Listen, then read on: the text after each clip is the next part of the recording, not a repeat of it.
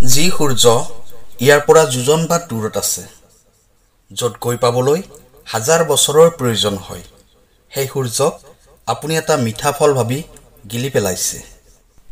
বহাগ মাহৰ 10 তাৰিখ 23 এপ্ৰিল মঙ্গলবাৰে হনুমান জয়ন্তী বহুত উলহ মালহেৰে পালন কৰা হ'ব। হনুমানৰ ভক্তসকলে হনুমান জয়ন্তীৰ দিনা এইটো সৰু কাম কৰিলে গোটেই জীৱনটোৰ বাবে শ্ৰী হনুমানৰ কৃপা লাভ কৰিব পাৰিব। শ্ৰী হনুমানৰ কৃপা লাভ কৰিব পাৰিলে আপুনি জীৱনলৈ অহা সকলোবোৰ বাধা দূৰ কৰিব পাৰিব। সকলো বিপদৰ পৰা হনুমানজীয়ে আপোনাক বচাই ৰাখিব আৰু এই হনুমানজীৰ কৃপাৰ ফলতে মানুহে বহুত বিপদৰ পৰাও ওলাই আহিব পাৰে। প্ৰিয় দৰ্শক, আছামিজ এষ্ট্ৰলজিলৈ আপোনাক স্বাগতম জনাইছোঁ। মই এষ্ট্ৰলজাৰ ধীৰাজ শৰ্মা। ভিডিঅ'টো ফেচবুক, হোৱাটছএপত যিমান পাৰে শ্বেয়াৰ কৰি দিব, যাতে ভিডিঅ'টো চাই সকলোৱে লাভান্বিত হ'ব পাৰে আৰু কমেণ্টত লিখিব জয় বজৰং বুলি। আহক এতিয়া ভিডিঅ'টো আগুৱাই যাওঁ। মঙ্গলবাৰৰ দিনটো হনুমানজীৰ নামত উৎসৰ্গিত হয়। এই হনুমান জয়ন্তী মঙ্গলবাৰে হ'ব আৰু সেই দিনটোত পূৰ্ণিমাও আছে। এনেকুৱা এটা শুভ দিনত ভক্তৰ মনোকামনা পূৰ্ণ কৰাৰ বাবে প্ৰভু হনুমানে নিশ্চয় আশীৰ্বাদ প্ৰদান কৰিব। এই হনুমান জয়ন্তীৰ দিনা যদি আপুনি এই সৰু কামটো কৰিব পাৰে, তেনেহ'লে হনুমানজীৰ বিশেষ কৃপাদৃষ্টি আপুনি লাভ কৰিব পাৰিব। সকলো কামতে সফলতা লাভ কৰিব পাৰিব। হনুমানজীৰ কৃপাত আপোনাৰ মনৰ সকলোবোৰ ইচ্ছা পূৰ্ণ হ'ব। পাৰিবাৰিক ক্ষেত্ৰত থকা সকলোবোৰ সমস্যা দূৰ হ'ব। টকা পইচাৰ সমস্যাসমূহৰ পৰা মুক্তি পাব। জীৱনত সফলতা লাভ কৰিব পাৰিব। হনুমান জয়ন্তীৰ দিনটোত শ্ৰী হনুমানক পূজা অৰ্চনা কৰাৰো কিছুমান নীতি নিয়ম আছে। ইয়াৰ ফলত আপোনাৰ জীৱনত হৈ থকা বহুত সমস্যাৰ পৰা বাচি থাকিব পাৰিব। মানি অহা হৈছে যে যদি আপুনি এই দিনটোত সম্পূৰ্ণ ৰীতি নীতি অনুসৰি শ্ৰী হনুমানক পূজা অৰ্চনা কৰিব পাৰে, তেতিয়া আপোনাৰ কুণ্ডলীত দোষ থকা গ্ৰহবোৰকো শান্ত কৰিব পাৰিব। প্ৰিয় দৰ্শক, যদি আপোনাৰ জীৱনত বহুত সমস্যা হৈ আছে, বিবাহক লৈ সমস্যা, চাকৰিৰ ক্ষেত্ৰত সমস্যা, ব্যৱসায়ৰ ক্ষেত্ৰত সমস্যা, শিক্ষাৰ ক্ষেত্ৰত সমস্যা, পাৰিবাৰিক ক্ষেত্ৰত সমস্যা, তেনেহ'লে আপুনি আমাৰ ভিডিঅ'ৰ স্ক্ৰীণত দিয়া নাম্বাৰত আমাক যোগাযোগ কৰিব পাৰে। আমি আপোনাৰ সমস্যাবোৰ 100% সমাধান কৰিবলৈ চেষ্টা কৰিম। আমাৰ আগৰ ভিডিঅ'বোৰত বহুতবাৰ কোৱা হৈছে হনুমান চালিচা পঢ়িবলৈ, কাৰণ সকলো সমস্যাৰ এটাই সমাধান শ্ৰী হনুমান চালিচা। এই হনুমান চালিচাৰ লাভ শুনিলে আচৰিত হৈ যাব আপুনি। আজিৰ এই ভিডিঅ'টো বহুত গুৰুত্বপূৰ্ণ হয়, কাৰণ 23 এপ্ৰিল মঙ্গলবাৰে হনুমান জয়ন্তী আছে।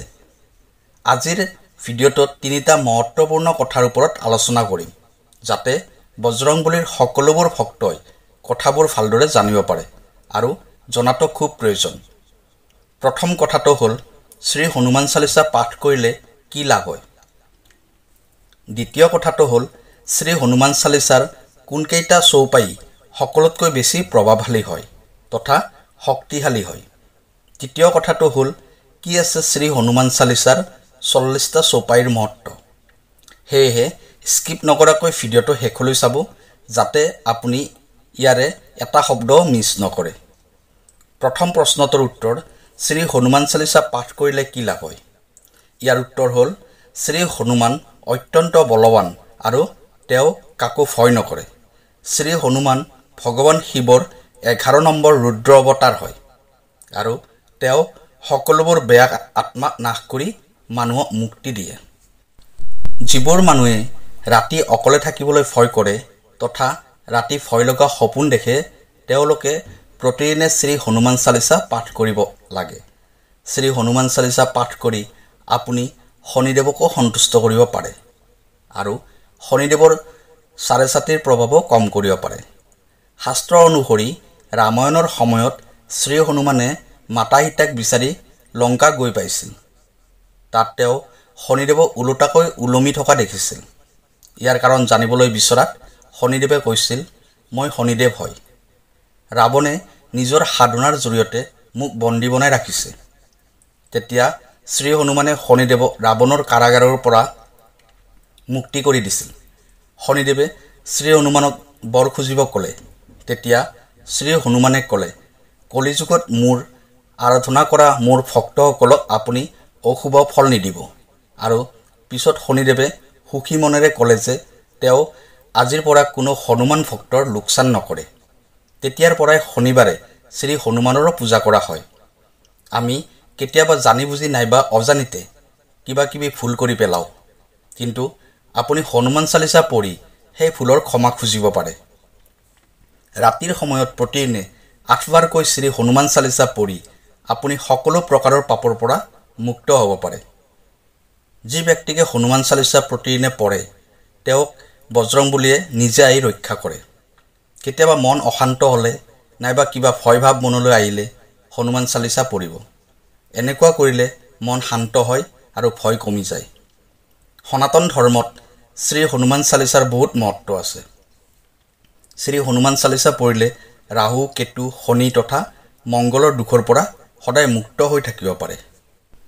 দ্বিতীয় প্ৰশ্নটোৰ উত্তৰ, শ্ৰী হনুমান চালিচাৰ কোনকেইটা চৌপাই সকলোতকৈ বেছি প্ৰভাৱশালী আৰু চমৎকাৰী হয়? উত্তৰ, সাধাৰণতে হনুমান চালিচাৰ প্ৰত্যেকটো চৌপাই আৰু দোহে চমৎকাৰী হয়, কিন্তু কেইটামান এনেকুৱা চৌপাই আছে যিয়ে তৎক্ষণাত ফল প্ৰদান কৰে। এইকেইটা চৌপাই সকলোতকৈ বেছি প্ৰচলিত হয়। আহক জানি লওঁ সেই চৌপাইকেইটাৰ বিষয়ে। ৰামদূত অতুলিত বল ধামা, অঞ্জনী পুত্ৰ পৱনসুত নামা। যদি কোনো ব্যক্তিয়ে এই চৌপাইটো জপ কৰে তেনেহ'লে তেওঁ যিকোনো শাৰীৰিক সমস্যাৰ পৰা মুক্তি পাব পাৰে। এই চৌপাইৰ অৰ্থ হ'ল শ্ৰী হনুমান শ্ৰীৰামৰ দূত হয় আৰু তুলনাহীন বলশক্তিৰ ধাম হয়। অৰ্থাৎ শ্ৰী হনুমান পৰম শক্তিশালী হয়। এওঁৰ মাতাৰ নাম অঞ্জনী, সেইবাবে তেওঁক অঞ্জনী পুত্ৰ কোৱা হয়। শাস্ত্ৰ অনুসৰি শ্ৰী হনুমানক পৱনদেৱৰ পুত্ৰ মানা হয়, সেইবাবে তেওঁক পৱনপুত্ৰ বুলিও কোৱা হয়। 2 নম্বৰ চৌপাই, মহাবীৰ বিক্ৰম বজৰংগী কুমতি নিবাৰ সুমতিকে সংগী। যদি কোনোবা ব্যক্তিয়ে হনুমান চালিচাৰ কেৱল মাত্ৰ এই পংক্তিটো জপ কৰে তেওঁৰ সুবুদ্ধি প্ৰাপ্তি হয়। এই পংক্তি জপ কৰা সকলৰ বেয়া বুদ্ধি নষ্ট হয় আৰু মনলৈ সুবিচাৰ আহে, বেয়া কামৰ পৰা আঁতৰি আহে আৰু মন ভাল কামৰ প্ৰতি আকৰ্ষিত হয়। এই পংক্তিটোৰ অৰ্থ হ'ল বজৰংবলী মহাবীৰ শ্ৰী হনুমানে কুমতি দূৰ কৰে আৰু সুমতি প্ৰদান কৰে। 3 নম্বৰ চৌপাই হ'ল বিদ্যৱান গুণী অতি চতুৰ ৰামকাজ কৰিব কোৱাতুৰ। যদি কোনোবা ব্যক্তিয়ে বিদ্যাত ভাল ফল পাব বিচাৰে তেনে ব্যক্তিয়ে এই পংক্তিটো জপ কৰিব পাৰে। এই পংক্তিটো জপ কৰাৰ ফলত ব্যক্তিৰ বিদ্যা আৰু চতুৰতা বৃদ্ধি হয়। হৃদয়ত শ্ৰীৰামৰ প্ৰতি ভক্তি বাঢ়ি যায়। এই চৌপাইৰ অৰ্থ হ'ল শ্ৰী হনুমান বিদ্যাৱান আৰু গুণৱান, শ্ৰী হনুমান চতুৰ হয়। 4 নম্বৰ চৌপাই, ভীমৰূপ ধৰি অসুৰ সংহাৰে ৰামচন্দ্ৰকে কাজ চবাৰে। যেতিয়া আপুনি শত্ৰুৰ পৰা বহুত সমস্যাত পৰে আৰু চাৰিওফালে ৰাস্তাবোৰ বন্ধ হৈ যায় তেতিয়া হনুমান চালিচাৰ এই পংক্তিটো জপ কৰিব। এইটো পংক্তিৰ অৰ্থ হ'ল শ্ৰীৰাম আৰু ৰাৱণৰ মাজত হোৱা যুদ্ধত শ্ৰী হনুমানে ভীমৰূপ অৰ্থাৎ বিশাল ৰূপ ধাৰণ কৰি অসুৰ আৰু ৰাক্ষসসকলক বধ কৰিছিল। 5 নম্বৰ চৌপাই, লাই সঞ্জীৱন লক্ষণ জীয়াই শ্ৰী ৰঘুবীৰ হৰচেউৰ লাই। এই পংক্তিটোৰ জপ কৰিলে ভয়ংকৰ বেমাৰৰ পৰা মুক্তি লাভ কৰিব পাৰি। যদি কোনোবা ব্যক্তিয়ে বহুদিন ধৰি বেমাৰত ভুগি আছে আৰু ঔষধে কাম দিয়া নাই তেতিয়া এইটো পংক্তিৰ জপ কৰিব পাৰে। তাৰপিছত ঔষধে কাম কৰা আৰম্ভ কৰিব আৰু ৰোগীজন সুস্থ হৈ উঠিব। 3 নম্বৰ প্ৰশ্নটোৰ উত্তৰ, কি আছিল হনুমান চালিচাৰ 40টা চৌপাইৰ মহত্ব? উত্তৰ, কেৱল হনুমান চালিচাতে নহয় সকলোবোৰ দেৱ দেৱীৰ চালিচাতে 40টা চৌপাই আছে। বিদ্বানসকলৰ মতে চালিচা মানে 40 সংখ্যা। আমাৰ দেৱ দেৱীসকলৰ স্তুতিৰ ক্ষেত্ৰত 40টা স্তুতি সন্মিলিত কৰা হৈছে, যিদৰে হনুমান চালিচা, দুৰ্গা চালিচা, শিৱ চালিচা আদি। এই চালিচাবোৰ 40টা চৌপাই দেৱ দেৱীসকলৰ চৰিত্ৰ, কাৰ্য, শক্তি আৰু মহিমাৰ বিষয়ে বৰ্ণনা কৰা হৈছে। 40টা চৌপাই আমাৰ জীৱনৰ সম্পূৰ্ণতাৰ প্ৰতীক হয়। প্ৰিয় দৰ্শক, ভিডিঅ'টো কেনেকুৱা লাগিলে জনাব। আজিৰ বাবে এইখিনি আছিল। অহাকালি আকৌ লগ পাম অন্য এটা ভিডিঅ'ত। তেতিয়ালৈ নমস্কাৰ।